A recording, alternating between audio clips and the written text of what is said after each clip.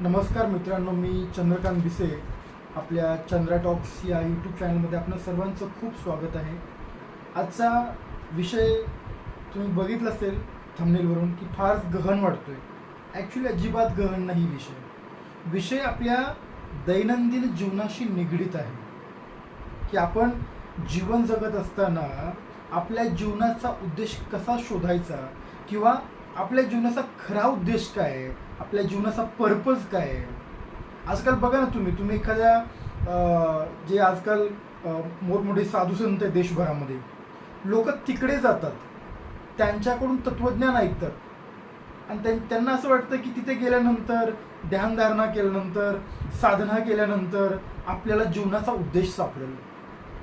मित्रांनो, जीवनाचा उद्देश एखाद्या साधू बाबाकडं किंवा एखाद्या ऋषीमुनीकडं गेल्यानंतर सापडेल असं नाही आहे. आपल्या जीवनाचा उद्देश जगताना, उठता बसता कुठेही आपल्याला सापडू शकतो. गाडीवरून जात असताना एका मिनिटात एखादी अशी घटना घडेल आणि तुमच्या जीवनाचा उद्देश तुम्हाला सापडेल. जीवनाचा उद्देश समजणं फार सोपं आहे मित्रांनो. जेव्हा मी लहान होतो ना, तेव्हा माझी आई मला खूप छान छान गोष्टी सांगायची. म्हणजे तिला ज्या माहिती होत्या छोट्या छोट्या गोष्टी, त्या मला सांगत बसायची नेहमी ती. आणि कधी आई कंटाळून कामावरून आली तर माझे वडील मला मग गोष्टी सांगायचे, त्यांच्या लहानपणीचे किस्से सांगायचे. आणि एकदा असंच मी साधारण 4वी-5वीच्या दरम्यान होतो, म्हणजे आय थिंक 4थीला किंवा 5वीला असेल. आणि आम्ही असं उन्हाळ्याचे दिवस होते, आम्ही बाहेर झोपलो होतो आणि मी वडिलांना हट्ट करत होतो की मला एखादी गोष्ट सांगा चांगली म्हणून. मग मला वडील त्यांच्या मनानं ते तयार करायचे, काही गोष्टी मला सांगायचे. आणि एक क्षण असा आला ना, त्यांनी मला असं थोडं गंभीर होऊन सांगितलं. मला आजही आठवतं ते. मला म्हटले होते की बाळा, आपण जेव्हा जन्माला येतो तेव्हा आपल्या अवतीभोवतीचा जो परिसर असतो, अवतीभोवतीची माणसं असतात, नातेवाईक, मित्रमंडळी, ती सगळी आनंदाने नाचत असतात की मुलगा झाला, मुलगी झाली म्हणून. पण जीवनामध्ये असं काहीतरी सर्वोत्तम कर की ज्या वेळी, ज्या क्षणी तुला हे जग सोडून जायची वेळ येईल ना, तेव्हा तू आनंदानं जाशील. कारण तू जीवनामध्ये ते सर्व अचीव केलं जे तू ठरवलंस. तू आनंदानं जाशील, पण सारं जग तुझ्यासाठी रडेल. असं काहीतरी माणसानं जीवनामध्ये केलं पाहिजे. आज साधा विचार करा, आपल्या ग्रामीण भागामध्ये पूर्वीच्या काळी म्हणण्यापेक्षा एक 5-10 वर्षापूर्वी, 10-15 वर्षापूर्वी एखादा जर पाहुणा आपल्या घराशेजारी आला, घराशेजारच्या माणसाकडे, तर तिथला परिसर सगळा आनंदी व्हायचा की कोणीतरी पाहुणा आला म्हणून. आज आपल्या समोरच्या घरामध्ये एखादं माणूस मरून पडला तरी आपल्याला माहिती होत नाही. 5-5, 10-10 वर्ष आपल्याला माहिती नसतं की समोरच्या बिल्डिंगमध्ये कोणती माणसं राहतात, त्यांचं नाव काय आपल्याला कळत नाही. एवढं आपण दुरावलोय लोक. का मला हेच कळत नाही, का आपण एवढं एकाकी बनलोय, का आपण एकलकोंड बनलोय. आपण एवढे गावाला पूर्वी एखादं लग्न असायचं तेव्हा हे वाढपी हा प्रकारच नव्हता. हा जे आज आपण बघतोय ना, जिकडे तिकडे मंगल कार्यालय, मोठमोठी लॉन्स, लोक त्याच्यासाठी खास बोलले जातात. पूर्वीच्या काही वर्षांपूर्वी घरासमोर लग्न असायचं, त्या समाजातली त्याची मित्रमंडळी सगळ्या पाहुण्यारावळ्यांना जेवण वाढायचे, आनंदाने गुणागोविंदाने ते लग्न व्हायचं. आजही होतं, नाही असं नाही, पण तो आज आपलेपणा तो हरवलाय. आज जे विद्यार्थी आहेत ना, ते स्वतःला कनेक्ट करतील याच्यासोबत की आज तुम्ही किती मित्रांना रोज जाऊन भेटता, किती मित्रांसोबत तुम्ही मैदानी खेळ करता, सांगा मला. आज मुलं बिझी आहेत मोबाईलवरती गेम खेळण्यामध्ये, रील करण्यामध्ये. आणि जे लोक व्यवसाय करतात, जी लोक नोकरी करतात, ते आपल्या मुलांना नेहमी आश्वासन देतात की बाळा, आपण आज इकडे जाऊ, बाळा आपण आज तिकडे जाऊ, बाळा आपण आज हे खेळू. तुम्ही तुमच्या मनाला विचारा की तुम्ही तुमच्या मुलांसोबत किती वेळ स्पेंड करता. आज आपण चंद्रावरती, मंगळावरती, सगळ्या ग्रहांवरती अचूकतेनं यान पाठवतोय. पण आपण शेजारच्या घरामध्ये कोण आहे किंवा शेजारच्या घरात किंवा पुढच्या घरामध्ये कोण आहे हे बघण्यासाठी रस्ता ओलांडून जात नाही आपण. ही आपली आज अवस्था आहे. आज जे युग आहे ना AIचं, या AIच्या युगामध्ये किंवा या डिजिटल युगामध्ये आपल्याकडे फेसबुक आहे, इंस्टाग्राम आहे, ईमेल आहे, आपल्याकडे सर्व साधनं आहेत ज्याच्या पद्धतीनं किंवा ज्याच्यामधून आपण लोकांशी संपर्क साधू शकतो. आज प्रत्येकाकडे मोबाईल आहे, त्याच्यामध्ये बॅलन्स फुल आहे. तुम्ही 24 तास जरी बोलला ते बॅलन्स संपणार नाही आहे. अनलिमिटेड बॅलन्स आहे. किती मित्रांना तुम्ही कॉल करता, किती नातेवाईकांना तुम्ही कॉल करता. आज सर्व काही मित्रांनो आहे, सर्व साधनं आहेत आज बोलण्यासाठी, पण आपण लेस कनेक्टेड आहोत. विचार करा याच्यावर. तुम्ही थोडं एकटे जा आणि एकांतात विचार करा की तुम्ही खरंच जास्त कनेक्टेड आहात लोकांसोबत, आणि असाल तर किती लोक तुमच्या मदतीला येतात. विचार करण्याची वेळ आहे. विचार करण्यास केलाच पाहिजे याच्यावरती.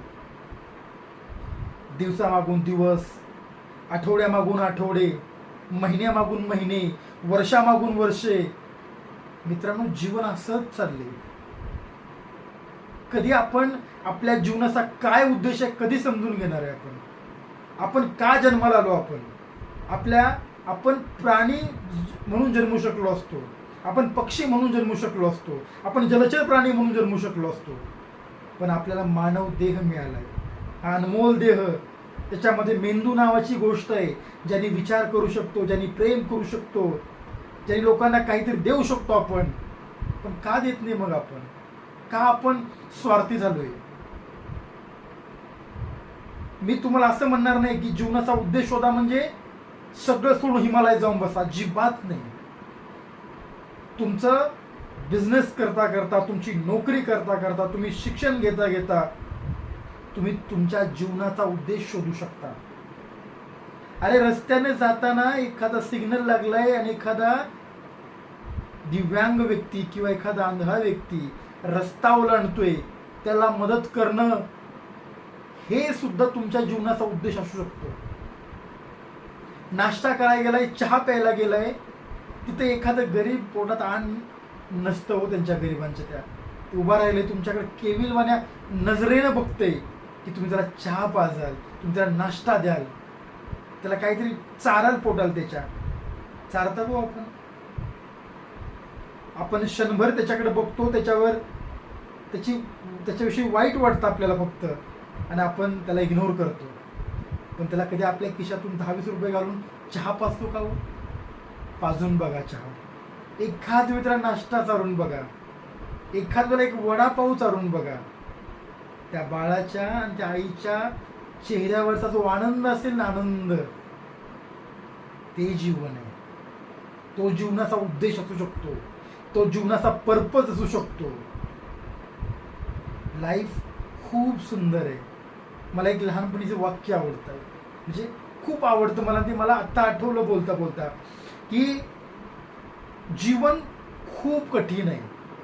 मग जीवनामध्ये जे जे कठीण आहे ते सोपं करा, जे सोपं आहे ते सुंदर करा, आणि जे सुंदर आहे त्या प्रत्येक गोष्टीवर प्रेम करा. करू शकता ना तुम्ही? करायलाच पाहिजे. मित्रांनो, आपल्याला जो बदल हवाय ना, आपण तक्रार करण्यापेक्षा जो बदल हवाय ना, त्या बदलाचा भाग व्हायला पाहिजे आपण. तो बदल घडवण्यासाठी आपण एक पाऊल पुढे गेलं पाहिजे. तेव्हाच आपल्या पाठीमागे लोक येतील, तेव्हाच त्या एक नोबल कॉजसाठी लोक समोर येतील, काम करतील. मित्रांनो, जीवन काय आहे ना, हे एक इंग्लिश लेखक आहेत ज्यांचं मला नाव आठवत नाही, I think George Bernard Shaw something त्यांचं नाव आहे. ते जेव्हा मृत्यूशय्येवरती होते ना, तेव्हा त्यांना एक प्रश्न विचारला गेला की तुम्हाला तुमचं जीवन पुन्हा जगायला मिळालं तर तुम्ही काय कराल? त्यांचं जे उत्तर होतं ना मित्रांनो, व्यवस्थित ऐका, कान देऊन ऐका. त्यांचं उत्तर होतं की मला जर पुन्हा जन्म जगायला मिळाला किंवा मला पुन्हा हे जीवन मिळालं पहिल्यापासून, तर जो व्यक्ती मी बनू शकलो नाही ना, तो व्यक्ती बनण्यासाठी मी प्रयत्न करेन. आपण ठरवतो मी हे बनणार, मी ते बनणार. मित्रांनो, जीवन असंच निघून चाललंय, पण तुम्ही फक्त ठरवताय. तुम्ही कधी ॲक्शन घेत नाहीये. तुम्हाला ॲक्शन घेतली पाहिजे. तुम्ही जे ठरवता ते मिळवण्यासाठी तुम्ही गोल सेट केले पाहिजेत, आणि गोल सेटिंग करून तुम्हाला त्या गोल सेटिंगप्रमाणे तुमचे गोल हे स्मार्ट पाहिजेत, अचिवेबल पाहिजेत. मग बघा, एकदा का ठरवलं तुम्हाला काय हवं आहे, एकदा का विचार केला की मी मिळवणार, बस तुम्ही अर्धी लढाई जिंकले मित्रांनो. म्हणून तुम्हाला जे हवं आहे, जो तुमचा जीवनाचा उद्देश आहे, तो पहिला फाइंड करा आणि मग त्याच्यावरती काम करण्यासाठी बाहेर पडा. मित्रांनो, एक लॉ ऑफ कर्मा किंवा लॉ ऑफ अट्रॅक्शन किंवा पॉवर ऑफ सबकॉन्शियस माइंड ही पुस्तकं जेव्हा मी वाचली ना, त्याच्यामुळे एक गोष्ट कळाली मला, की जेव्हा तुम्ही एक पाऊल टाकता ना कुणाची मदत करायला, एक पाऊल फक्त, नेचर, निसर्ग, देव, परमेश्वर, तुम्ही ज्या गोष्टीला मानता ते तुमच्यासाठी 100 पावलं पुढे असतात. मग तुम्ही जेव्हा हेल्प करण्यासाठी ज्या गोष्टींची तुम्हाला गरज असते ना, त्या गोष्टी तुम्हाला ॲटोमॅटिक मिळतात. हाच आहे लॉ ऑफ कर्मा मित्रांनो. जीवन तर सगळेच जगतात. तो किड्या, मुंग्या, मांजरं, कुत्री सगळी जीवन जगतात. पण आपल्याला परमेश्वरानं देह दिलाय ना, मानवी देह, याने आपण किती लोकांच्या जीवनामध्ये बदल घडवला. का आपण तसंच जगायचं किड्या मुंगीसारखं अनेक दिवशी मरून जायचंय? नाही मित्रांनो, आपल्या जीवनाचा उद्देश, आपल्या जीवनाचा पर्पज हा उदात्त पाहिजे. आपल्या जीवनाचा हेतू लोकांचं कल्याण करण्याचा पाहिजे. प्रत्येक वेळी पैसाच पाहिजे असं नाही मित्रांनो. काही गोष्टी बिना पैशानं सुद्धा तुम्ही लोकांची सेवा करू शकता, आणि त्या सेवेतून जो आनंद मिळतो ना, त्या आनंदाची तुलना जगातल्या कुठल्याही गोष्टीशी होऊ शकत नाही. मित्रांनो, तुम्हाला जर चांगली हेल्थ पाहिजे असेल, तुम्हाला पीस ऑफ माइंड पाहिजे असेल, तर लोकांची सेवा करा. लोकांच्या सेवेसाठी बाहेर पडा. थोडा वेळ द्या, थोडा वेळ आपल्या सोसायटीसाठी द्या, थोडा वेळ आपल्या समाजासाठी द्या, आणि बघा मग निश्चित आनंद कसा मिळतोय. तर मला वाटतं खूप आपण एकाच याच्यावरती बोललो. तर तुम्ही ध्यानात ठेवा की तुमच्या जीवनाचा उद्देश काय हा पहिला फाइंड करा, आणि त्याच्यानंतर काम करायला सुरुवात करा. वेळ अजूनही गेली नाही. तुम्ही सुरुवात कराल, तिथूनच तुमची वेळ सुरू होईल चांगली. हा माझा शब्द आहे तुम्हाला. तर तुम्हाला हा व्हिडिओ आवडला असेल तर चॅनलला लाईक करा, सबस्क्राईब करा आणि शेअर करा. थँक्यू. जय हिंद.